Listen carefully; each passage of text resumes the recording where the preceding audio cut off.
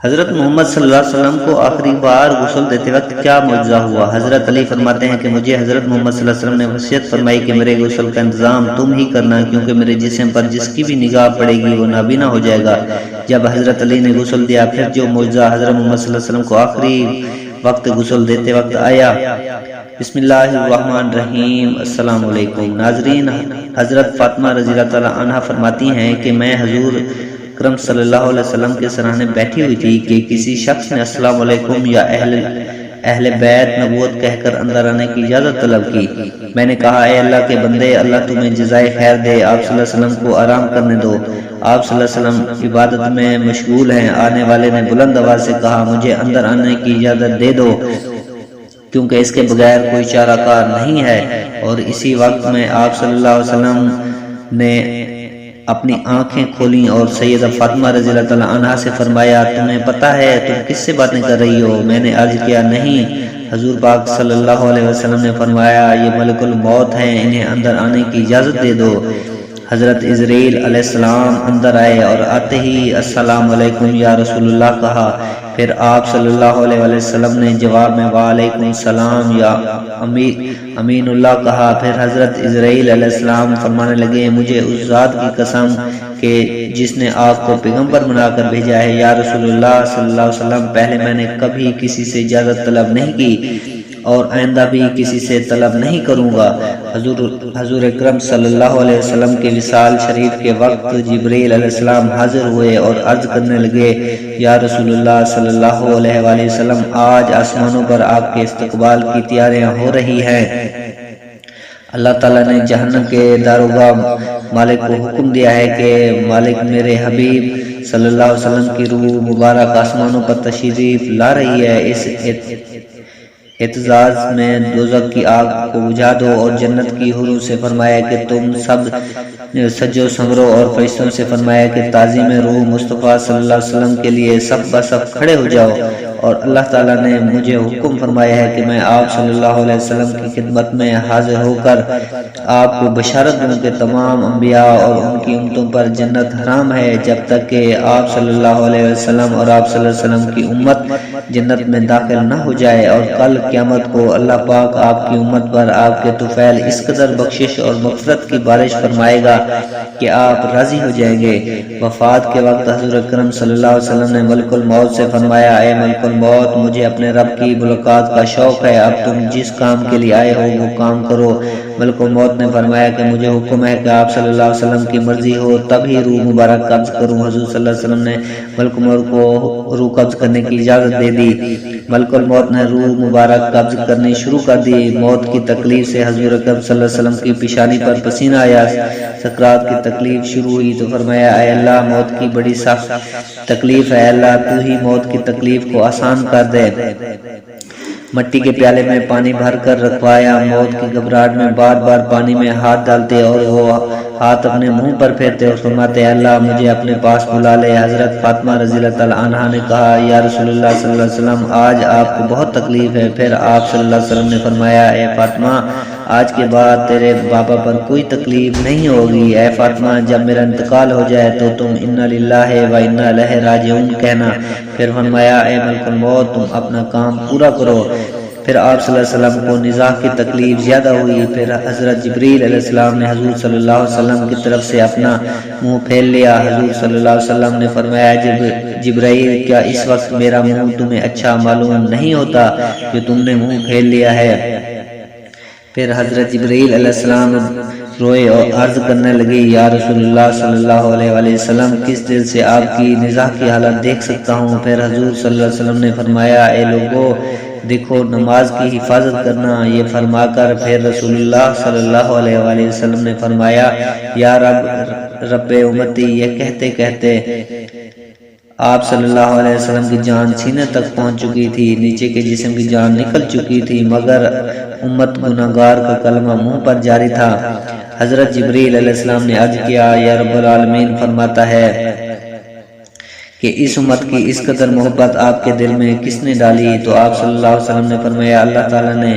کہ اللہ تعالیٰ فرماتا ہے آپ صلی اللہ علیہ وسلم کی امت پر 1000 درجہ آپ سے زیادہ مہربان ہے۔ اے نبی صلی اللہ علیہ وآلہ وسلم، تم اپنی امت کو میرے سپرد کر کے موت کی تکلیف کو آسان کیجئے۔ تو یہ سن کر آپ صلی اللہ علیہ وسلم نے فرمایا کہ اب میرا دل ٹھنڈا ہوا، اور آپ صلی اللہ علیہ وسلم نے فرمایا اب مجھے بلا لیں۔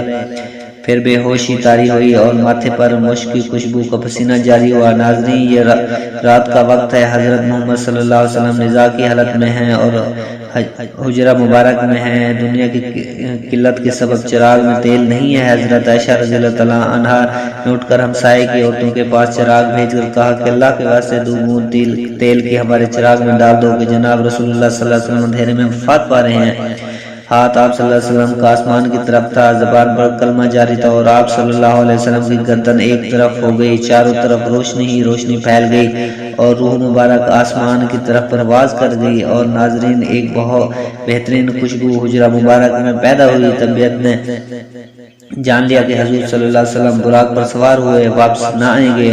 حضرت علی رضی اللہ تعالیٰ نے فرمایا کہ میں نے ملک الموت کی آواز سنی کہ روح مبارک قبض کر کے چلے تھے، روتے جاتے تھے اور واہ محمد واہ محمد کہتے جاتے تھے۔ حضرت فاطمہ رضی اللہ تعالیٰ عنہا نے جب دیکھا کہ روح مبارک پرواز کر گئی ہے، حضور صلی اللہ علیہ وسلم کے پاس آ کر چہرہ مبارک کو دیکھا۔ آپ صلی اللہ علیہ وآلہ وسلم آرام فرما رہے تھے، ماتھے پر پسینہ تھا، اور حضرت فاطمہ رضی اللہ تعالیٰ عنہا نے پکارا، اے نبی صلی اللہ علیہ وسلم، رب کا بلاوا منظور کر لیا، ہم کو چھوڑ کر اپنے رب کے پاس چلے گئے۔ اے نبی صلی اللہ علیہ وسلم، اگر جبرائیل علیہ السلام آپ کو تلاش کرتے آئیں گے تو ہم کہیں گے کہ تم کس کی تلاش کرتے ہو؟ جنہیں تم دیکھتے ہو وہ اس جہان سے تشریف لے گئے ہیں۔ اے نبی صلی اللہ علیہ وآلہ وسلم، جنت الفردوس میں ٹھکانہ کر دیا۔ جب گھر سے رونے کی آواز باہر آئی اور صحابہ کرام رضی اللہ تعالیٰ عنہ نے سنی تو گھبرا کر بےتاب ہو کر دہلیز مبارک پر سر مارنے لگے۔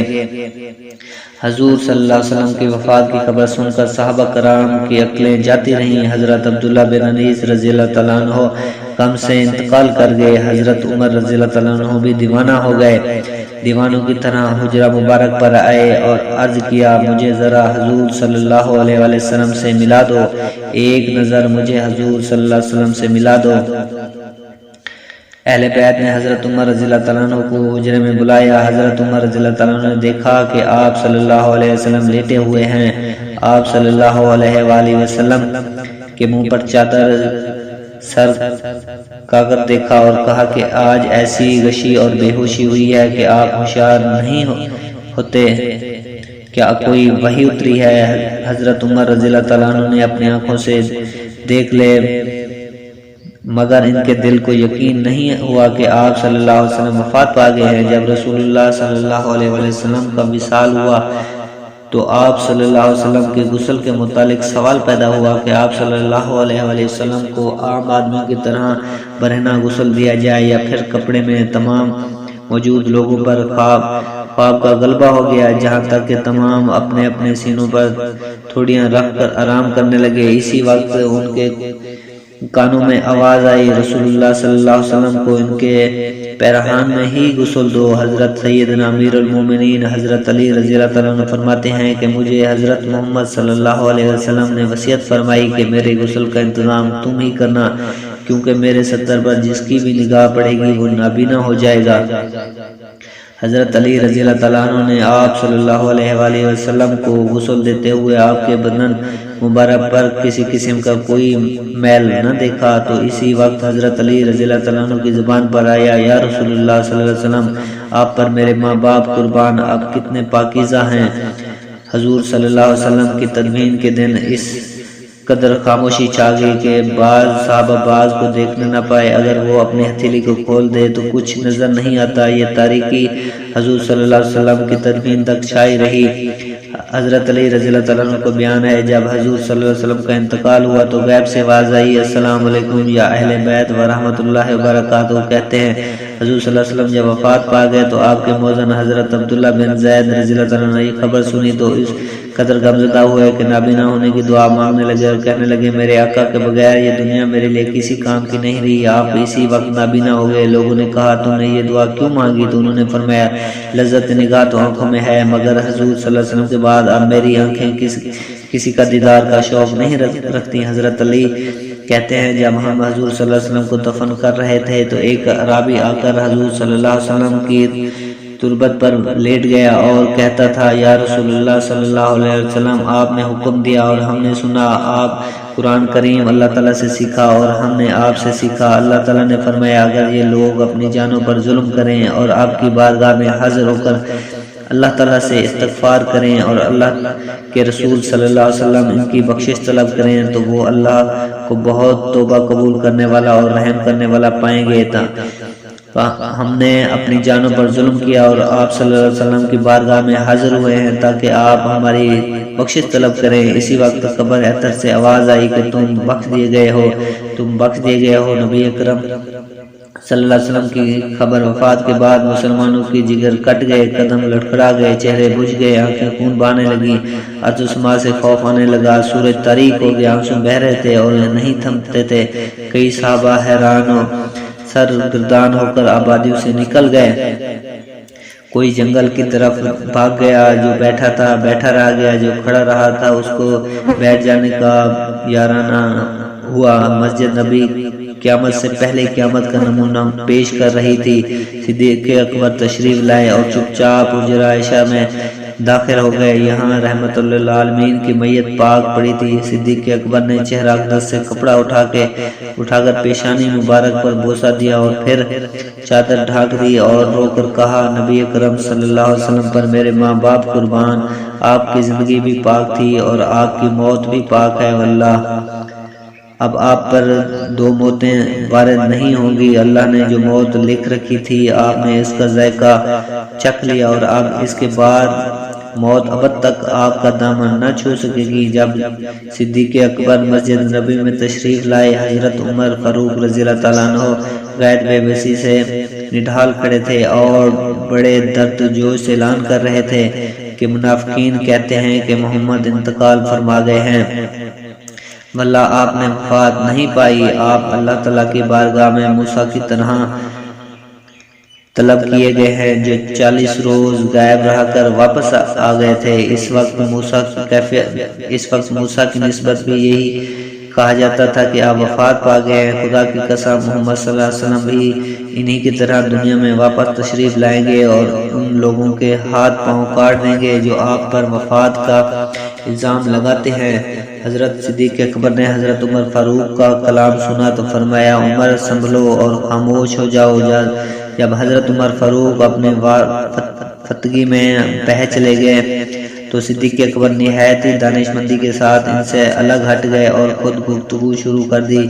جب حاضرین مسجد بھی عمر کو چھوڑ کر ادھر متوجہ ہو گئے تو آپ نے پہلے حمد و ثنا بیان کی، پھر فرمایا اے لوگو، تم میں سے جو شخص حضور صلی اللہ علیہ وسلم کو پوجتا تھا وہ سمجھ لے کہ محمد صلی اللہ علیہ وسلم وفات پا گئے ہیں، اور جو شخص خدا کا پرستار ہے وہ جان لے کہ اللہ تعالیٰ زندہ ہے اور وہ کبھی مرے گا نہیں، اور یہ حقیقت خود قرآن پاک میں واضح کر دی ہے۔ ترجمہ نہیں ہے محمد مگر ایک رسول، ان سے پہلے رسول گزر چکے ہیں، کیا اگر وہ مر جائیں یا شہید ہو جائیں تو تم دین سے برگشتہ ہو جاؤ گے؟ جو شخص برگشتہ ہو جائے گا وہ اللہ تعالیٰ کو نقصان نہ پہنچا سکے گا اور اللہ ان قریب شکر گزاروں کو جزا دے گا۔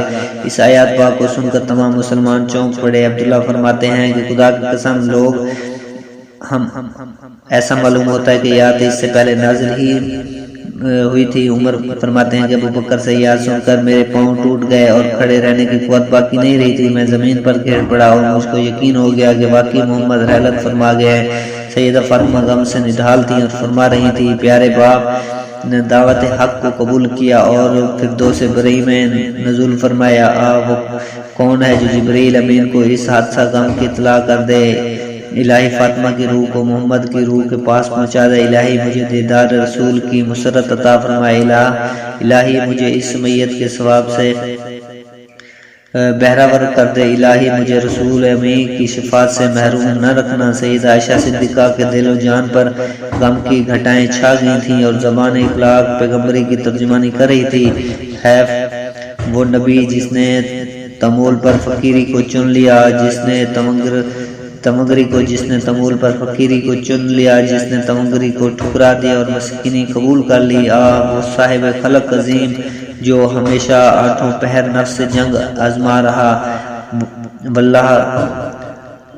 وہ اللہ کا پیغمبر جس نے ممنوعات کو کبھی آنکھ اٹھا کر بھی نہ دیکھا، وہ رحمت للعالمین جس کا باب فیض فقیروں اور حاجت مندوں کے لیے کھلا رہتا تھا، جس کا رحیم دل اور پاک ضمیر کبھی رشتوں کبھی دشمنوں کی اظہار رسانی سے غبار آلود نہ ہوا، جس کے موتی جیسے دان توڑے گئے اور اس نے پھر بھی صبر کیا، جس کی پیشانی انور کو زخمی کیا گیا اور اس نے پھر بھی دامن عفو ہاتھ سے نہ جانے دیا، کہ آج اسی وجود سربدی سے ہماری دنیا خالی ہے۔ اللہ تعالی ہمیں حضور صلی اللہ علیہ وسلم کے نقش قدم پر چلنے کی توفیق عطا فرمائے اور ہمیں ان کی سنت پر عمل کرنے کی توفیق عطا فرمائے، آمین۔ ناظرین، کمنٹ باکس میں اللہ تعالیٰ کے 99 ناموں میں سے ایک نام ضرور ٹائپ کریں اور